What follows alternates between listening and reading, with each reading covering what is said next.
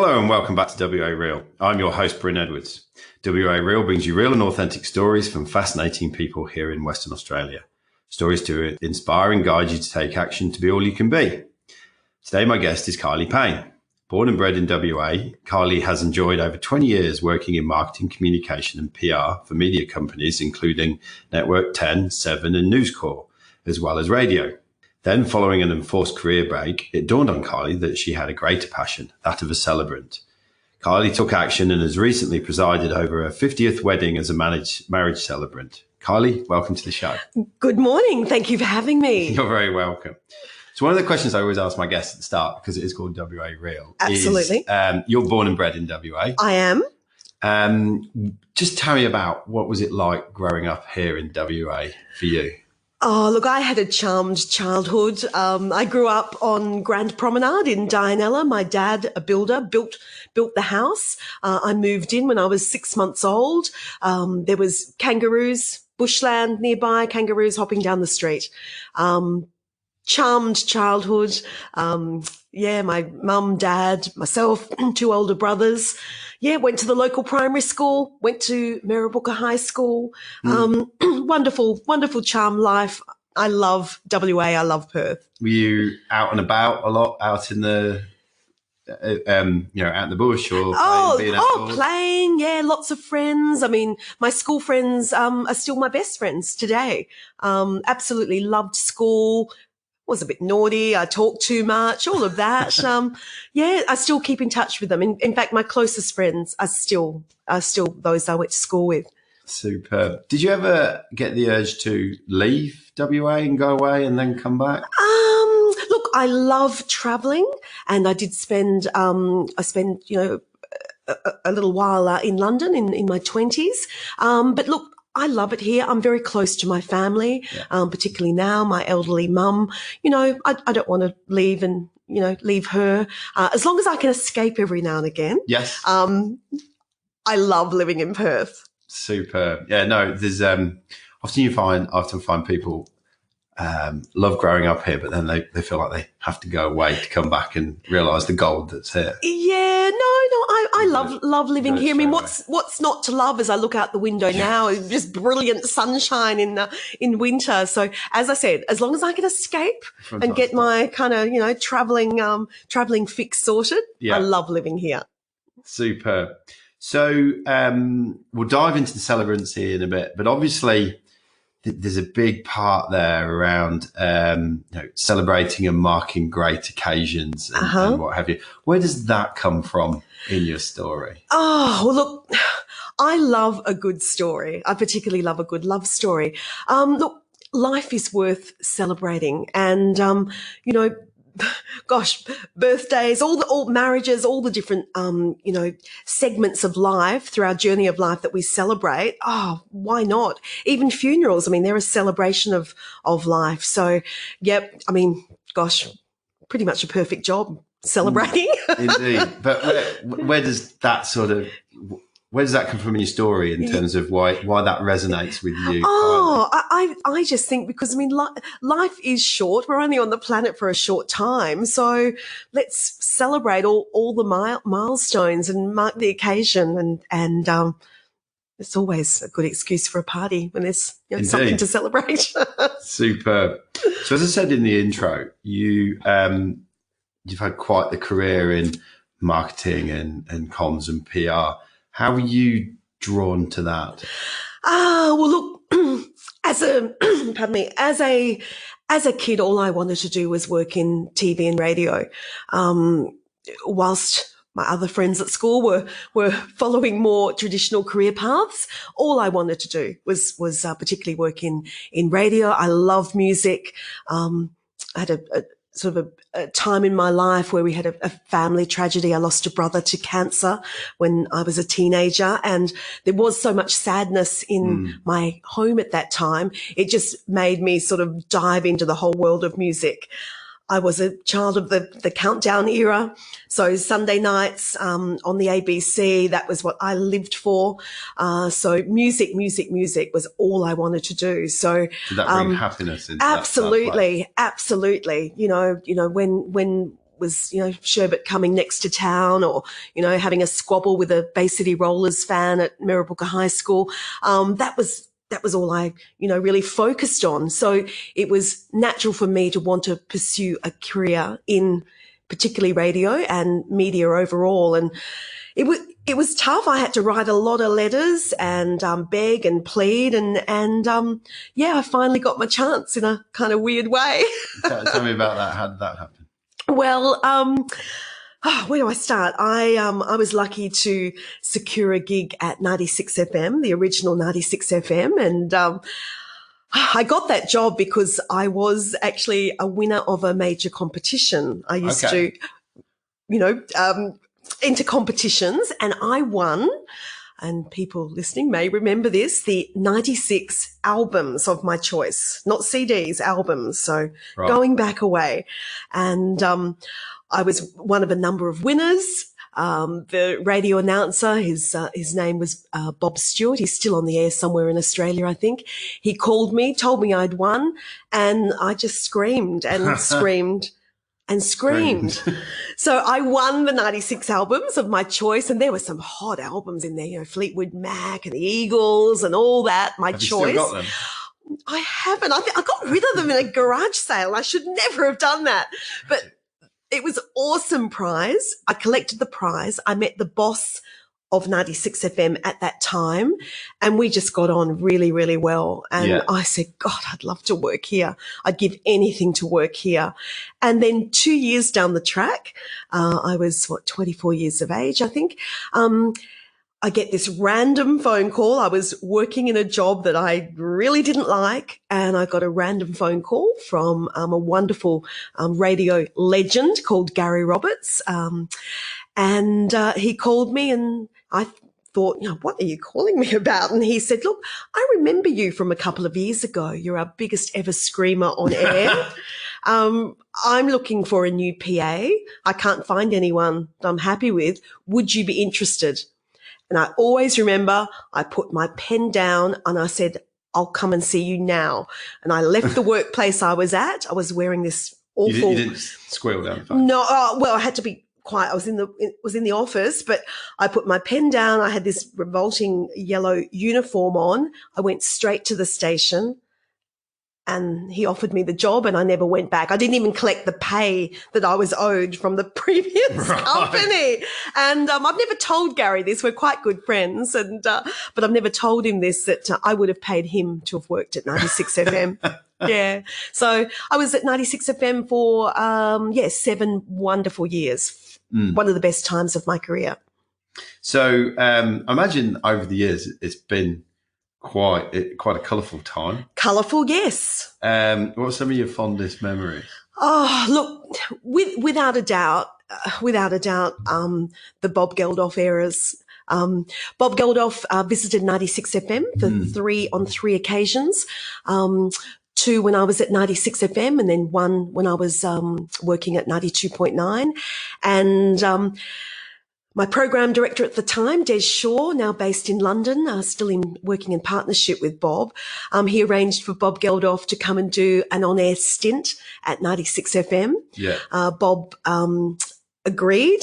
He was fascinated with Australia, fascinated with Perth, wanted some sunshine. Bob and his wife Paula, their 3 young girls, their nanny, came out to Perth. 96 FM put them up at Observation City, up in the penthouse suite. And my job at 96 at that time, for the week they were here, was to basically just keep Paula and the girls happy while Bob, did his thing in the station and did a fabulous a drive shift on 96 for a week. So I just get about Perth with Paula. And nice? Loved her. Loved that woman. Amazing. Really smart, really funny, razor sharp wit. We'd have a great time. I just had the black Tarago, put the kids in the car, the nanny, Paula, where do you want to go today? Let's go to, Kahuna Wildlife Park. We want to see koalas, or Adventure World. Let's go to Adventure World. Or sometimes she'd say, Kylee, let's just leave the kids with the nanny, and I want to go shopping. I need to go shopping. Fine. What do you want to buy? She loved vintage clothes. Yes. There was a fabulous store in the city in Bon Marche Arcade called Memory Lane. Amazing clothes. It's not that long ago closed down. It relocated to Highgate. And we'd go in there, and I remember once actually she just was in the store and she was just pulling things off hangers. I'll take all of that. Didn't look at prices. And I said to her, gosh, it must be wonderful to be able to go into a shop and not look at prices.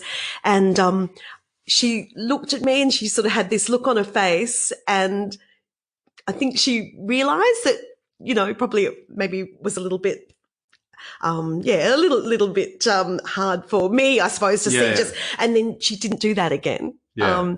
She was a beautiful woman. I was so sad when she passed away. So sad. Yeah. She talked to me about coming to work with her, for her, even kind of like helping with the children, but also as a kind of personal assistant. And we had the conversation, and look, I wish that I'd really progressed that, because it's a regret. I wish I'd done that. Did you get to meet many other people? Actually, one of them, Bob Geldof related, another experience was, I think the third time Bob and Paula came to Perth. I wasn't working at 96 at that time, but Paula called me, please, can you get some time off? Let's go and play. So play we did. And I went with the Geldof family to the 1993 Paul McCartney and Wings concert at Subi Oval. So we were Paul and Linda's guests. We went to Subi. We were invited into the trailer on the Oval. Paul greeted us at the door, and he remembered me he met me at this earlier in the day, and he said, Kylee, can I squeeze you a fresh orange juice? And I really thought I was going to absolutely faint at that point. That's heavy stuff. I noticed a cookbook on the table. It was Linda's vegetarian cookbook on the side table, and I picked it up and I was flicking through it, and Linda said to me, "Oh, Kylee, are you a vegetarian?" And I'm not, but I kind of lied. And I said, "Oh, well, I'm going that way." And she said, "Well, if it will help you go the veggie way, I want you to have the book." She signed it for me, and it's one of my most treasured possessions.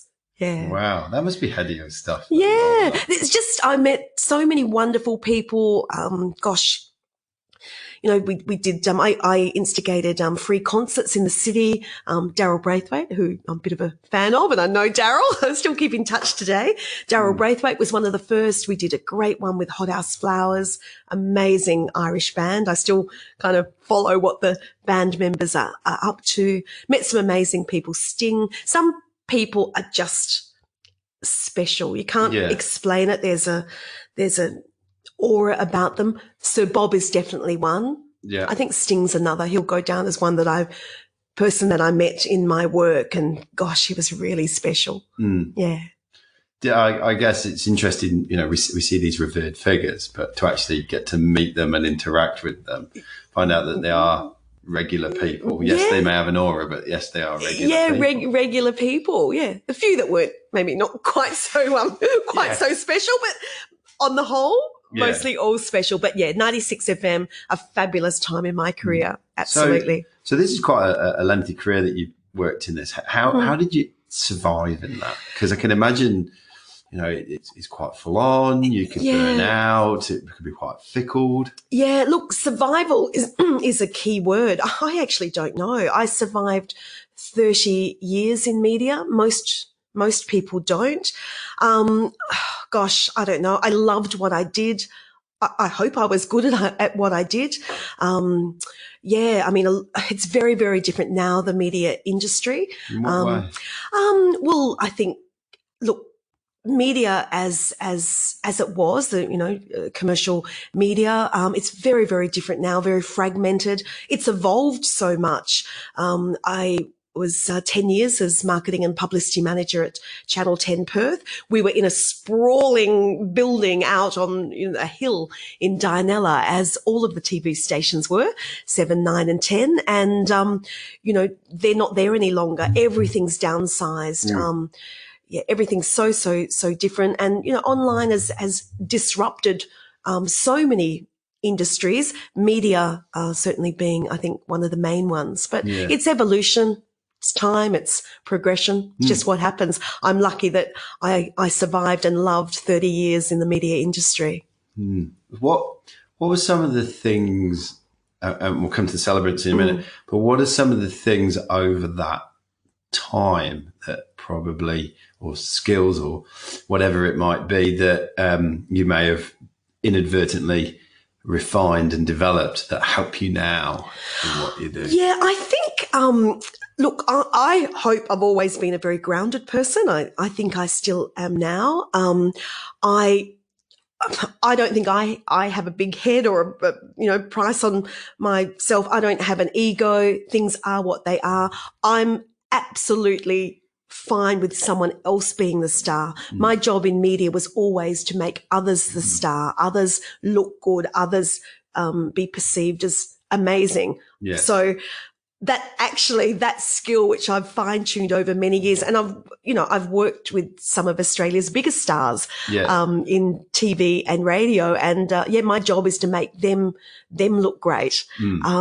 So moving on to my celebrancy work, it's actually quite a natural progression, because it's not about me. I don't want to be the star of the day. It's about the couple. They are the stars of the day. And I think that skill, working with talent in inverted commas, that working with talent skill has really kind of set me up for a quite natural progression into becoming a marriage celebrant.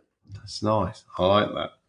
So tell me about the enforced career break and how.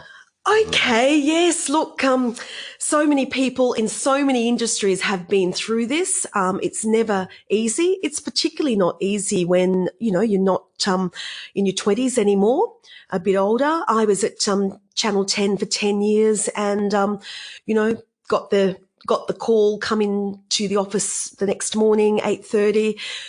Bryn, you always know a job isn't going to end well. You go into an early meeting, there's the general manager, HR person from head office, and a box of tissues on the table. You never, you know it's not going to end well. Sinking feeling. Your sinking feeling, yeah. So, look, there had been rumblings of this.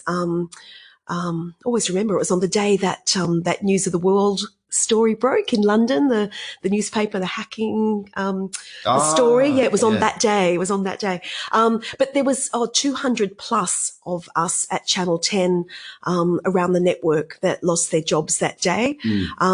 Depending on the position you held, some redundancies were more brutal and more swift than others. Yeah. Mine was very good. I had a wonderful relationship with my local and national team, so I actually got to go to Sydney and see my team and have a farewell. I still so it keep. Wasn't you're going home now. No, but that did happen. That did happen, as it does happen in business, depending on, I suppose, the sensitivities of the work you were doing. They were great days at Channel 10. I still keep in touch with people locally and nationally. They're good friends. But how does it feel at that point? It feels crap. Yes. It feels absolutely crap. And especially when it's been your whole world and life. Listening to you talk about it just minutes before. Yeah, it's absolutely crap. Because I remember I went home and I thought, oh gosh, I mean, I was Kylee Payne from 96 FM for 7 years, and, Kylee Payne from 92.9 for, about 5, and then Kylee Payne from Channel 10, and then I was Kylee Payne from nowhere. It's like, oh gosh, what's this all about? So it's really, when you describe it like that, it's a real sense of your identity. Oh, totally. And I have a real empathy with people that go through this and feel like this, because it's not easy. And particularly as, you know, as social media has, you know, evolved, and, you know, now it's just, you know, the thing, you know, it's hard because you're out there pretending everything's okay, but then inside it may not be okay. But on the positive side, was it what a career break does do? It absolutely grounds you even further, and you've got a clean slate. Okay, let's look at this. I may have lost the career that I always had in the sector I loved since I was a kid, but what's next? This isn't the end of my professional life. It's kind of a beginning. So let's have a look. I'm going to regroup. So I actually How quickly did you get from, oh God, shit, this is the end of it, to that constructive mindset? Well, I suppose in a way I'm still going through it. I sort of thought, okay, I did have a little bit of a panic. I thought, oh my God, I've always worked. I've never not worked. I need to do something. And that in and of itself is, I find, fascinating as well. Yeah. Because I had a guest a couple of weeks ago who talked about work and busyness being an addiction of itself. Yes. Yeah. No, it is. Yeah. My first impression, I mean, oh my God, what am I going to do? And I sort of just walked around the house like a zombie for a week. Then I thought, no, I've got to do something. And I thought, okay, what can I do? I thought, okay, biggest gig in town at that time, was CHOGM, Commonwealth Government Heads of State. Meeting was being held in Perth. Yep. And I thought, well, I've shown around, you know, I've looked after Bob Geldof, Paul McCartney, you know, George Negus, Sandra Sully, Matt Preston. I can look after the Queen. I'm going to make a phone call. Brilliant. So 2 weeks later, I started at the Department of Culture and the Arts in the government here, and I was marketing and publicity manager for a CHOGM event. It was a fabulous Indigenous artwork display that was coming to the PCEC. So it was only 11 weeks, but it kept me busy, and it was just something totally different. Yes. Yeah. Yeah. But that whole identity thing is hard, you know, and, but it has given me the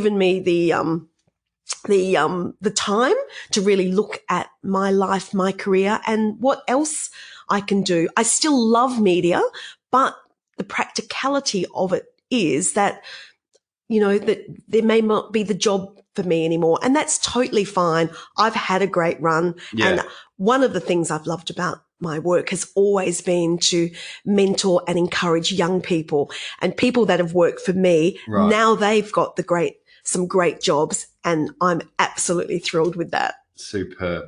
So how do you go from turning it around and having this reflective state to having the realization that celebrancy?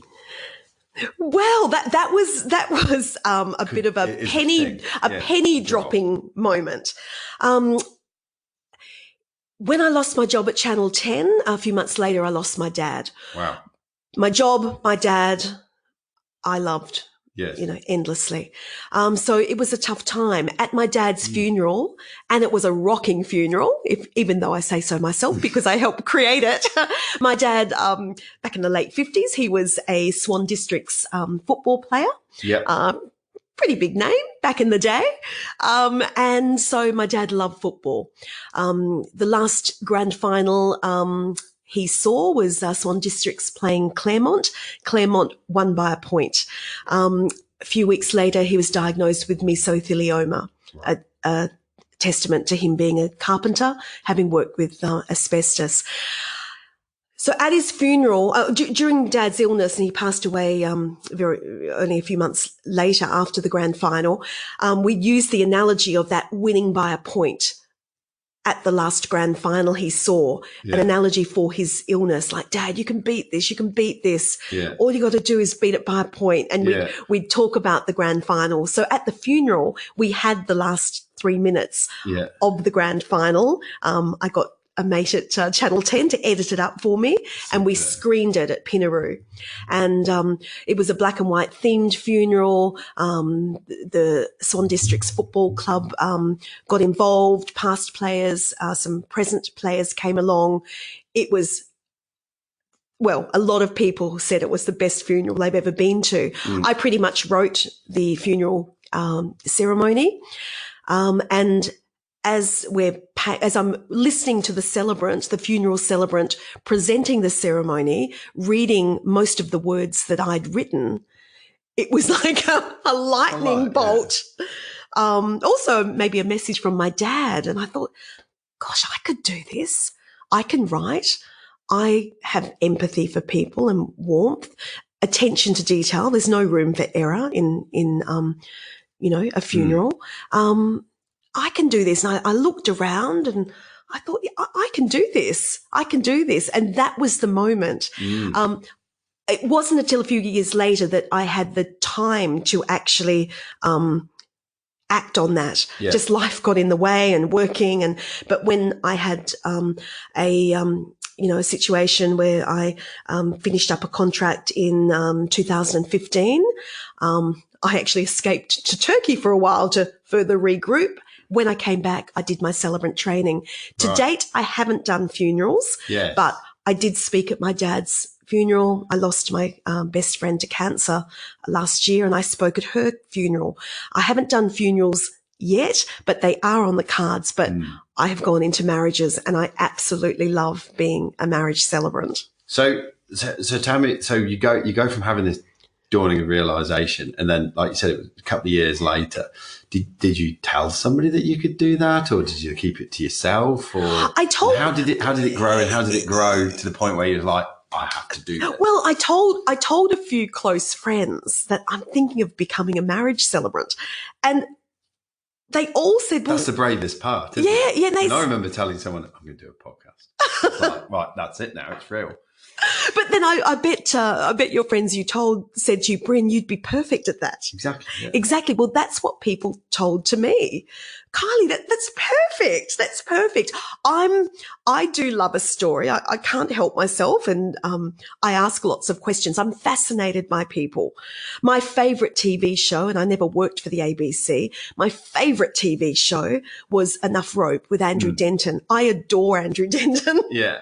And I actually went to one of his live, recordings, in Sydney, when I was in Sydney for Channel 10. I said, I've got to go to the ABC and see Enough Rope. Oddly enough, if I can just say, I did tell some powerful executives when I was working in TV that you need to bring Andrew Denton back, because that show, there's been nothing else like it, since. And one of the stations recently has brought Andrew Denton back, doing that same show.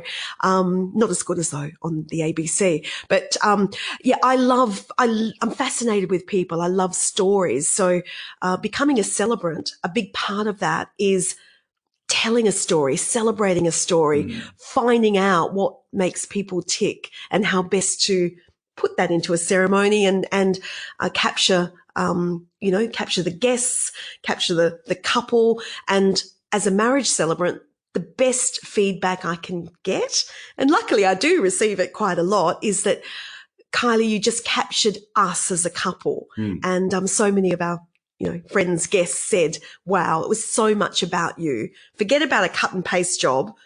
Each ceremony is about the couple I'm working with. Superb.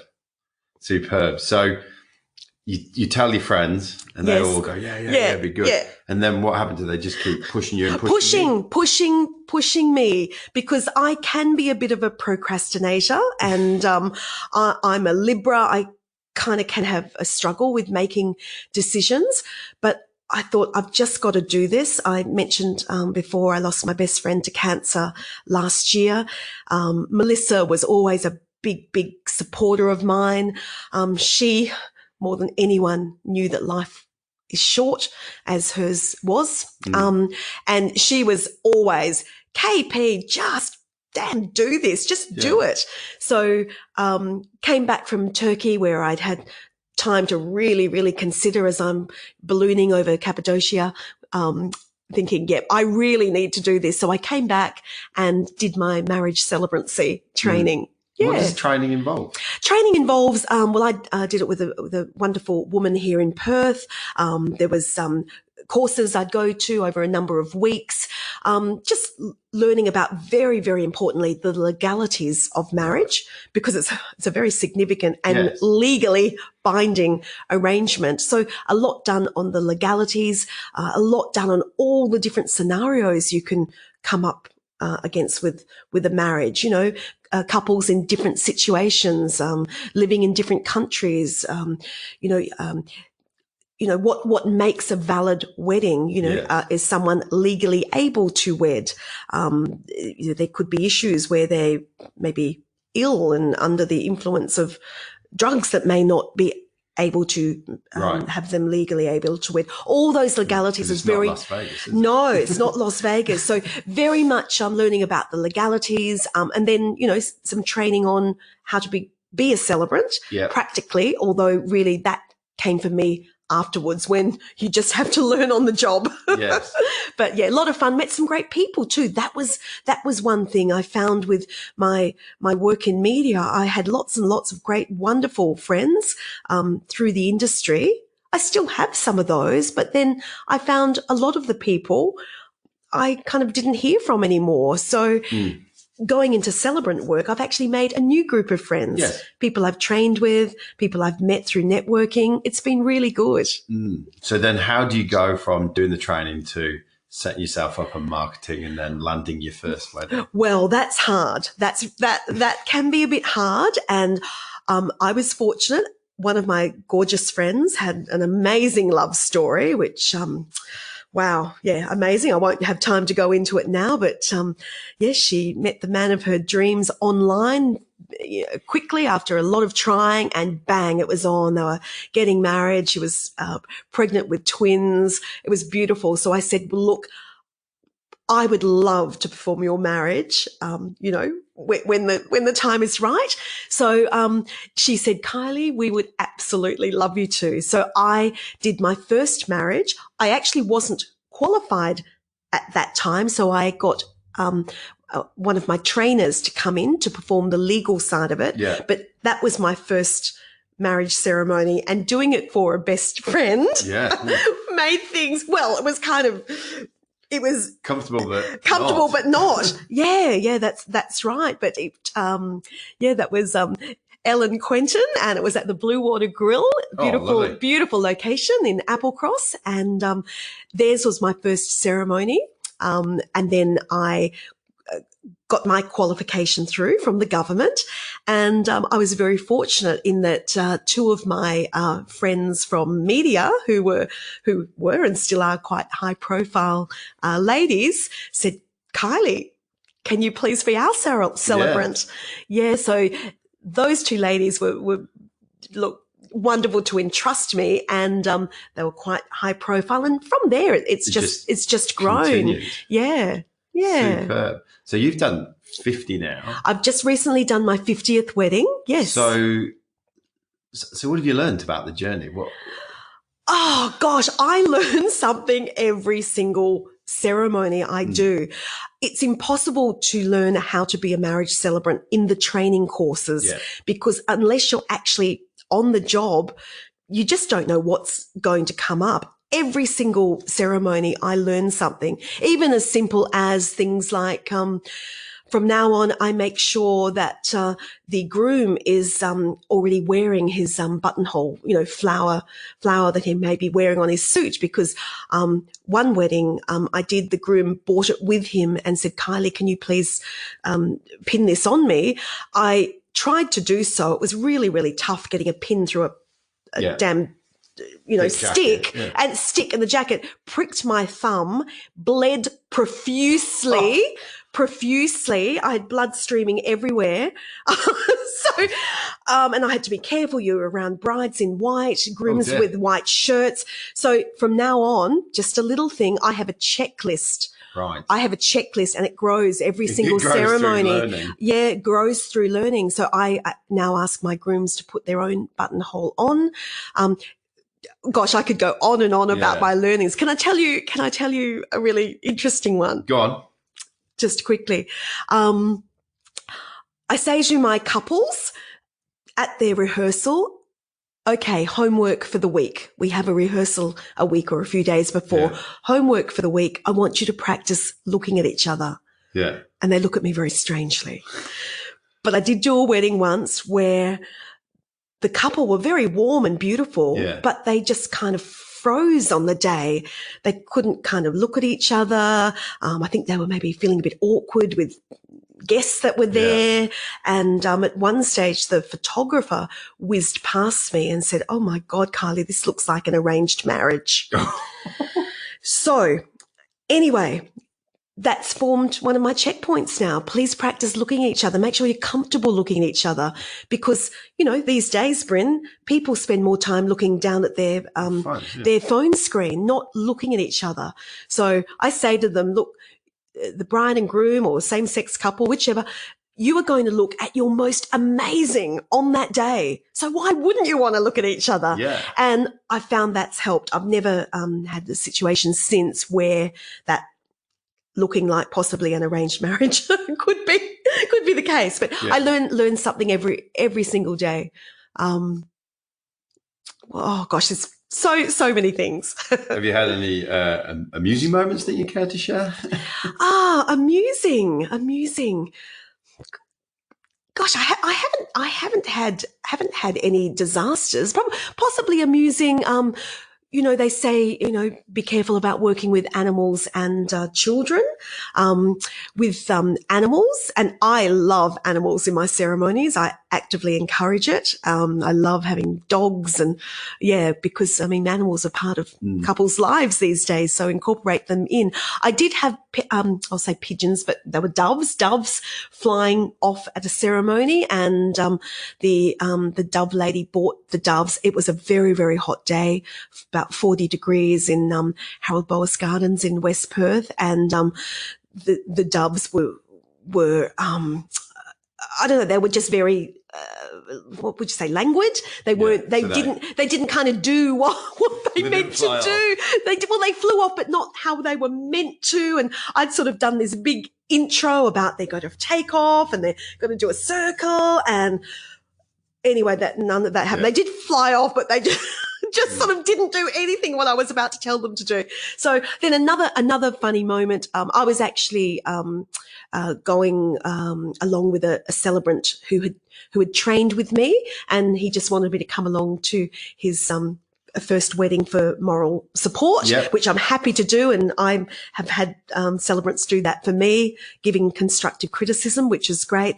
And the poor thing, he forgot to say, "Please be seated," after he'd asked everyone to be upstanding for the wedding, as you do, as the bride or, bride couple arrive. Please be upstanding, ladies and gentlemen, for the arrival of the bride. Anyway, the whole ceremony, people were standing. A few were fatigued and just sat down. But I learnt. Now, in every single ceremony script, I note, please be seated. It's easy to do. People at a wedding are used to being told what to do. So when he came up to me later and said, how did I do? I said, look, it was beautiful. It was beautifully spoken, beautiful words, but just one thing. You didn't tell the guests, the congregation to please be seated. And he just about collapsed. I said, look, people probably didn't notice. I don't know, but note to self, please be seated. Yeah. Note it in your script. And I always do. So, that was kind of funny. Kind of amusing. So talk me roughly through the process from bride and groom comes to see you to big day. Yes. Are you inquiring for yourself, Bryn? Is there anything you need to know that I need to know about? Just answer the question. Well, look, I get contacted by couples, and that can be via a variety of ways. I have a professional Facebook page, Kylee Payne Celebrant. I have a profile listing on easyweddings.com.au or through friends, contact. So people will contact me. First thing I do is they want to know how much. They want to know how much. Obviously, key question. So the first two things, how much, and also the date. Am I available? Yeah. So I'll communicate that back to them, and part of my service, and for most celebrants, happy to have an obligation-free chat. It's really important you connect with a celebrant. You don't want someone you feel awkward with. Also, your celebrant is, I'm involved with very personal conversations. I'm provided personal information, with dates of births and divorces and so forth. So you've got to feel comfortable with your celebrant. So at that initial, does that go both ways? Well, yes, I suppose so. I suppose so. But mind you, on that, I would, as a celebrant, I would never be judgmental. Yes. Would never be judgmental. Look, I must admit, I may have perhaps got a couple or two where I think, oh dear, maybe just would be wise to perhaps just leave it a little while, but I would never say that. Yeah. I would never judgmental. I'm there to provide a service. Yes. So, but I do have some thoughts in my head sometimes. Yeah. But I still have 50 happy marriages, I understand, so far. Indeed. Yes, and I've had babies born, etc. But I meet the couple for an obligation-free chat.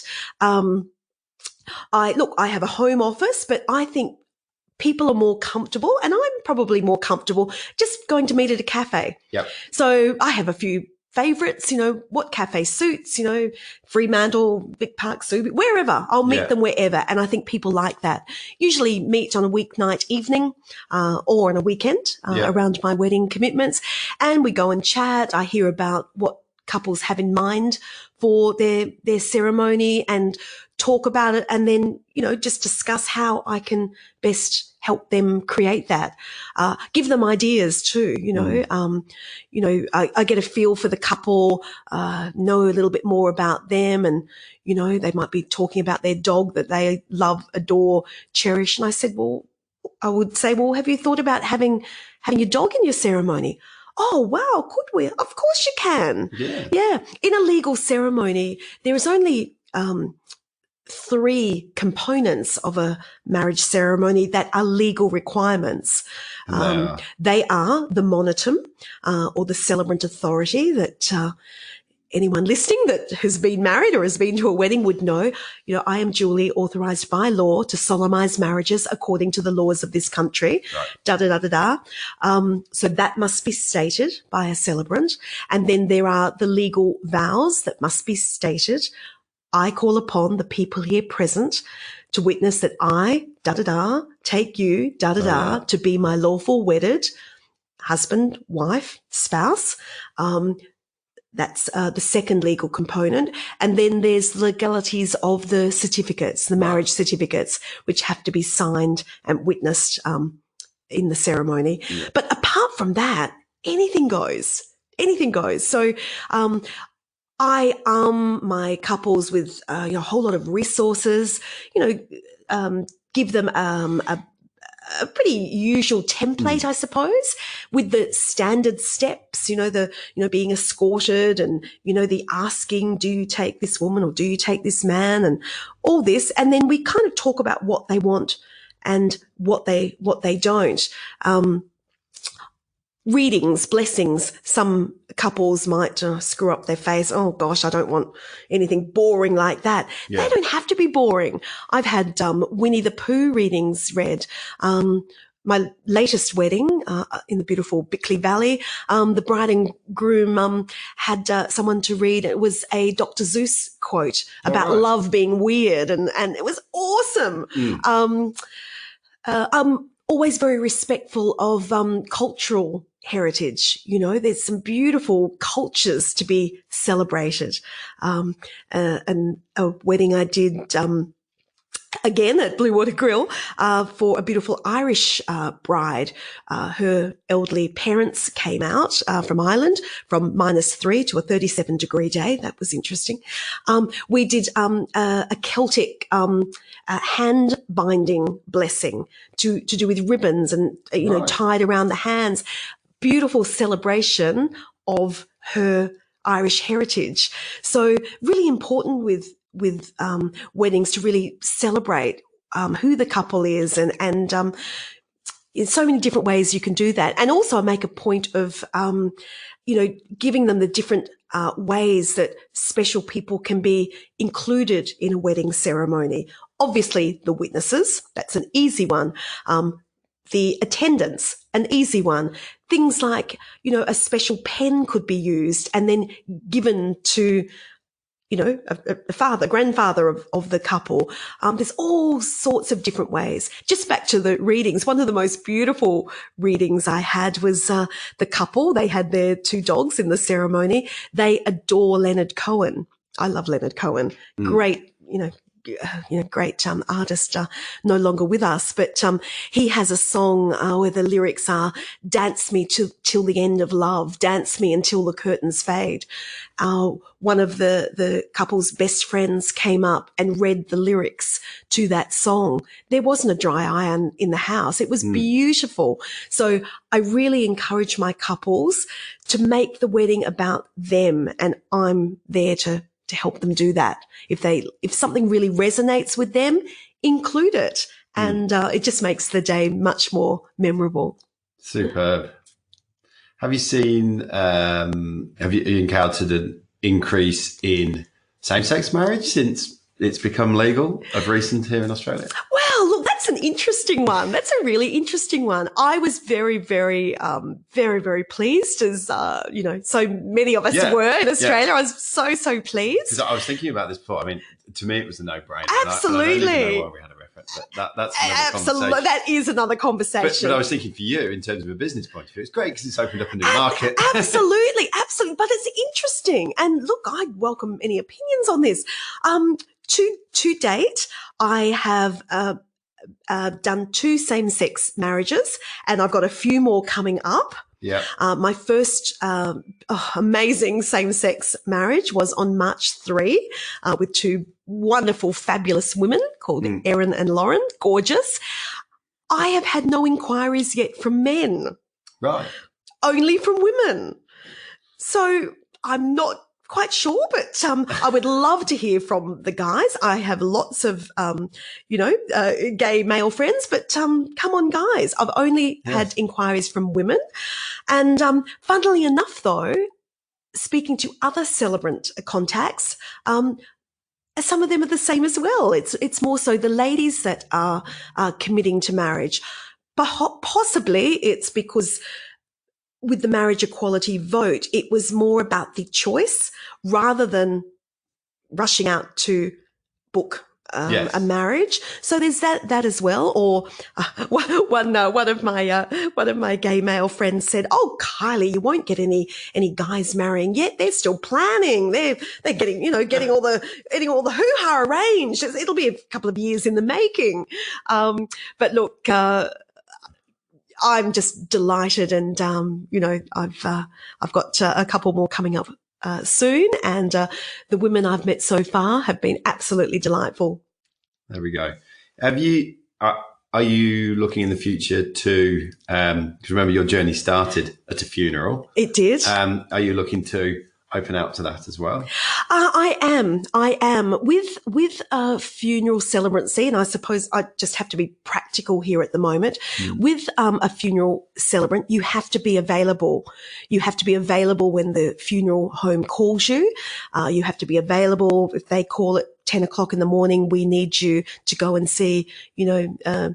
or Mrs. Brown at 4 o'clock in the afternoon or 10 o'clock in the morning. Yeah. You've got to be available. So from a practical kind of working situation, I'm not quite at that stage yet where I can afford just to do celebrancy. Yes. But it is an area that I would like to go into. Does that require more training? It doesn't look. Well, a lot of people don't understand that to be a funeral celebrant, there is no legal requirement. There is no legal training as such. You could be a celebrant. I think you'd make a great funeral celebrant. I would probably go and do some more, practical training. But look, I've been to a number of funerals. I have spoken at my dad's funeral and my best friend's funeral. So I'm across it. I would just need to just really, learn the intricacies of it. But again, it's about people connection, and I love connecting with people. And, ultimately it's a celebration of someone's life at a funeral. And I think it would be a real honour to be a funeral celebrant as well as being a marriage celebrant. So watch this space. Watch this space. There we go. What have you learned about yourself on this little journey? Gosh, I've learned a lot. I've learned that nothing stays the same forever. I've learned a lot about work and people, and things do change when you leave a career. Things are not quite the same again, I suppose. I've learnt to be really, I suppose, not that I've never not been real. Of course I'm real, but just it is what it is. And, in my media career, people can be fluttering around and you can often do things for them. But out of media, things do change. But I've learnt to be resourceful. I've learnt to really have a better belief in myself, that I'm not a bad person. Okay, I found myself out of work through no fault of my own. I did at one point beat myself up about that. But I think no, and gosh, it's happening everywhere, isn't it? That people have, career changes and you might get a tap on the shoulder or whatever. I think, to have survived in media for 30 years as I have is something, it's quite a feat, and I'm really proud of it. And this is the next stage of my life now. And I'm more thriving than surviving. Yes, that's right. And open to opportunities. And marriage celebrancy has, it was initially a little dream, but I actually made it happen, and I'm really enjoying it. Do you, it's interesting because you were talking earlier on about, I am Kylee, I work at here. Do you now view yourself as I am Kylee the celebrant, or do you are you more centered around I am Kylee and these are the things I do now? Absolutely, yes, yeah. It was hard when I was suddenly Kylee from nowhere after being Kylee from 10 or Kylee from 7 or 96 FM or whatever. I've had to learn to be Kylee Payne, and yes, being a marriage celebrant is one of the aspects what I do. So who is Kylee Payne? Who is Kylee Payne?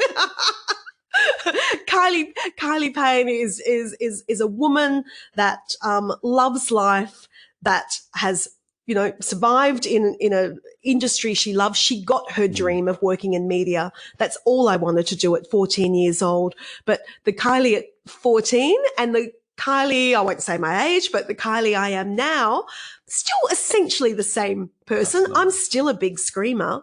Yeah.